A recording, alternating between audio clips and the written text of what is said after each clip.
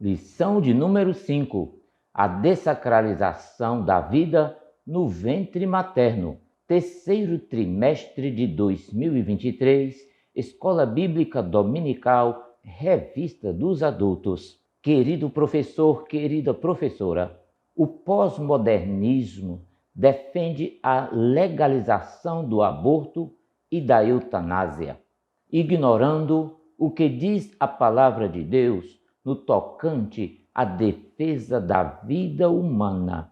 Diversos países já alteraram a sua legislação para legalizar essas práticas criminosas. Queridos irmãos, nesta lição estudaremos a concepção sobrenatural de Jesus Cristo. Também estudaremos a apologia ideológica da cultura da morte e o conceito da vida inviolável no útero materno. Muito bem, eu sou o pastor Evandro Oliveira e você está no nosso canal Teologia Simplificada aqui no YouTube. E estamos aqui, queridos irmãos, para darmos sequência ao nosso estudo da Escola Bíblica Dominical, terceiro trimestre de 2023, CPAD, Revista dos Adultos. O tema deste trimestre é a Igreja de Cristo e o Império do Mal. Como viver neste mundo dominado pelo espírito da Babilônia. Escola Bíblica Dominical, lição de número 5, a dessacralização da vida no ventre materno. Muito bem, meus queridos irmãos, vamos à parte introdutória da nossa lição. Lição de número 5, o tema é a dessacralização da vida no ventre materno. Texto áureo diz assim: e eis que em teu ventre conceberás e dará à luz um filho, e pôr-lhe-ás o nome de Jesus. Lucas capítulo 1, versículo de número 31. Verdade prática diz assim: a concepção divina de Jesus Cristo sacraliza a vida no ventre materno e se opõe à cultura da morte infantil intrauterina do presente século. Muito bem, meus queridos irmãos, vamos para a leitura bíblica em classe. Nossa leitura bíblica em classe se encontra no Evangelho de Lucas, capítulo de número 1, versículos de número 26 até o 33, versículos de número 39 até o versículo de número 45. Muito bem, meus queridos irmãos, na apresentação da lição nós temos os objetivos. São 3 os objetivos da nossa lição. Lembro aos professores que esses objetivos devem ser alcançados em sala de aula. O primeiro objetivo é refletir sobre a divina concepção e nascimento de Jesus, demonstrando o milagre da vida e da capacidade de procriar. Segundo objetivo, identificar os traços da cultura de morte presentes em nossos dias e as suas consequências.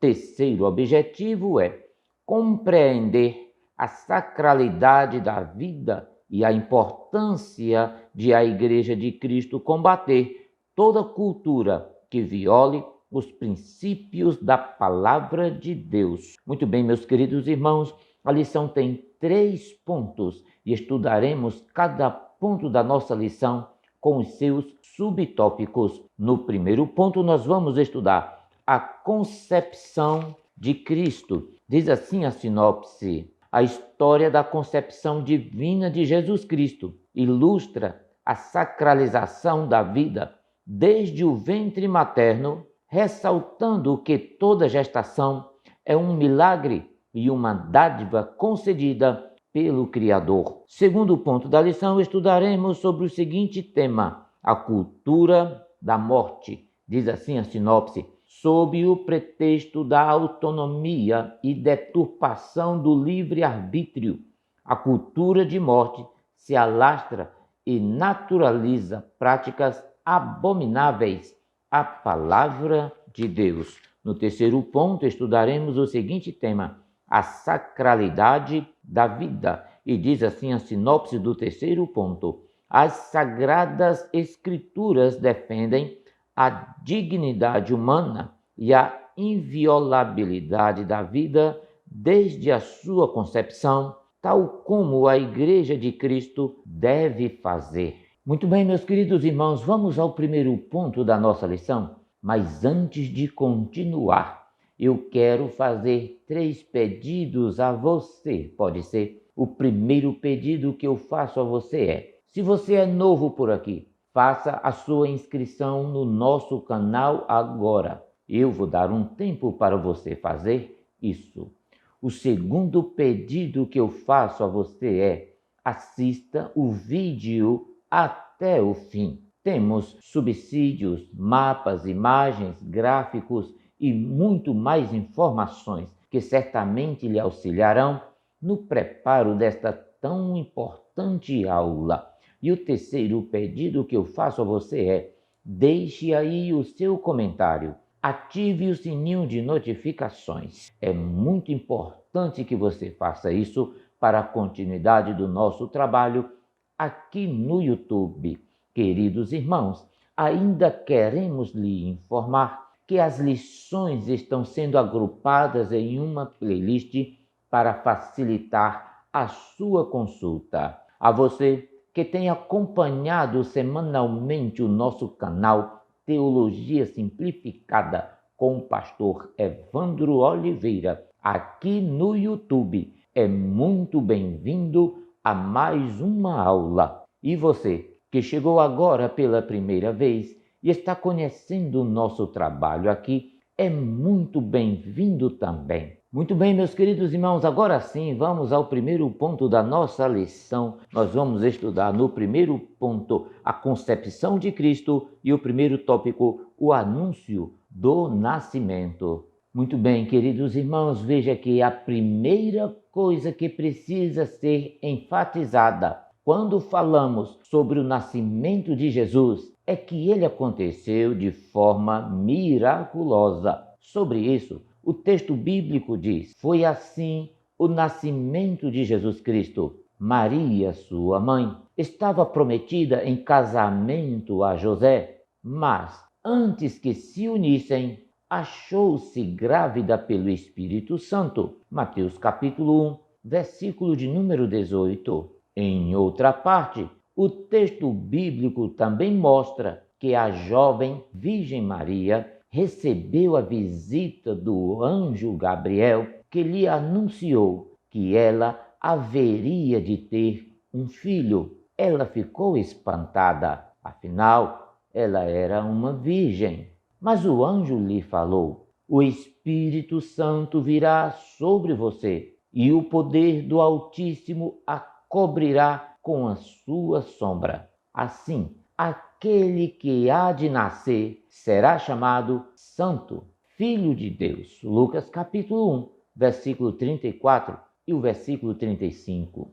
Veja, queridos irmãos, a Bíblia não esconde o fato de que José teve dificuldade de assimilar aquela situação. Mas um anjo do Senhor apareceu a ele em sonho e lhe explicou que ele não devia hesitar em tomar Maria como sua esposa, pois sua gravidez era procedente do Espírito Santo, e o filho que haveria de sair de seu ventre seria aquele que salvaria o seu povo dos seus pecados. Muito bem, queridos irmãos, agora vamos ao segundo tópico, a miraculosa concepção. Veja, neste ponto, convém salientar que tanto o nascimento virginal quanto a concepção virginal são doutrinas cristãs. Contudo, o milagre está na concepção antes do nascimento. Isso porque a concepção foi sobrenatural, mas o nascimento é natural. Dessa forma, destaca-se que Jesus nasceu de um parto natural comum como qualquer outro ser humano. Sendo assim, queridos irmãos, a declaração de fé das Assembleias de Deus, na página 49, assim afirma: cremos na concepção e no nascimento virginal de nosso Senhor Jesus Cristo, conforme as Escrituras Sagradas e anunciado de antemão pelo profeta Isaías, e que ele foi concebido pelo Espírito Santo no ventre da Virgem Maria. Meus queridos irmãos, vamos para o terceiro tópico, a bênção do nascimento. A vida gerada no ventre de uma mulher é um milagre. Os princípios bíblicos apontam para a soberania divina em cada concepção, pois toda criatura nasce sob permissão de Deus e só Ele, o doador da vida, tem o direito absoluto sobre ela, como afirmou Davi, referindo-se à própria concepção. Os teus olhos viram o meu corpo ainda informe, e no teu livro todas estas coisas foram escritas, as quais iam sendo dia a dia formadas, quando nem ainda uma delas havia. Como se vê, queridos irmãos, em nenhum momento os defensores do aborto tratam do propósito e da soberania de Deus concernente à vida humana. Os planos de Deus, contudo, são inegociáveis, como ele próprio declara ao profeta Jeremias: antes que eu te formasse no ventre, eu te conheci, e antes que saísse da madre, te santifiquei, e às nações te dei por profeta. Glória a Deus. Queridos irmãos, a aula está maravilhosa, não saia daí, porque agora nós vamos para o segundo ponto, a cultura da morte, e o primeiro tópico, o projeto ideológico. Veja isso, queridos irmãos, a cultura da morte é um conjunto de ideias que visa modificar o conceito de vida e de família. Entre as suas pautas estão a legalização do aborto e da eutanásia, a apologia ao suicídio e o controle da natalidade. Mediante estratégias culturais, intelectuais, políticas e jurídicas, impõe-se uma agenda de desconstrução da cultura cristã. Meus queridos irmãos, a cultura da morte é uma imposição que quer formar uma nova ordem social a partir da desconstrução da cultura cristã, que foi a construtora da civilização ocidental. Ela atua na modificação de todos os conceitos de vida e família através de vários meios patrocinada por grandes fundações internacionais que querem um novo modelo de ser humano. Para isso, é motivado a legalização do aborto, da eutanásia, ideologia de gênero, sexualização de crianças, entre outros. Isso já pode ser percebido, queridos irmãos, em escala mundial. Eu convido você para estudarmos o segundo tópico, que fala sobre o direito sobre o corpo. Meu corpo, minhas regras. Vejamos o que a Bíblia nos ensina em Romanos capítulo 12 e versículo de número 1. Rogo-vos, pois, irmãos, pelas misericórdias de Deus, que apresenteis o vosso corpo por sacrifício vivo, santo e agradável a Deus, que é o vosso culto racional. Veja isso, irmãos, desde há muito tempo, homens e mulheres reivindicam o direito de decidirem única e exclusivamente por si próprios o que fazerem de seus corpos. Argumentam que nem família, nem igreja ou Estado pode estabelecer regras sobre esta temática, sob a condição de militarem numa esfera de autonomia, de escolha individual. E para o crente em Jesus, seu corpo é sua regra? Vejamos o que diz a palavra do Senhor. Ou não sabeis que o vosso corpo é santuário do Espírito Santo, que habita em vós, o qual possuís da parte de Deus, e que não sois de vós mesmos, porque fostes comprado por preço? Glorificai, pois, a Deus no vosso corpo. Deus é o Criador do corpo humano. Nesse sentido, queridos irmãos, veja o que nos diz o pastor Claudionor de Andrade. Ele afirma que o corpo de fato é nosso. Por seu intermédio, entramos em contato com o mundo exterior e expressamo-nos como seres autônomos. Não nos esqueçamos, todavia, de quem o temos recebido. Por isso, devemos tratá-lo como templo e morada do Espírito Santo de Deus. Muito bem, o terceiro tópico nós vamos estudar a prática do aborto. Veja, o aborto é a interrupção do nascimento por meio da morte do embrião ou do feto.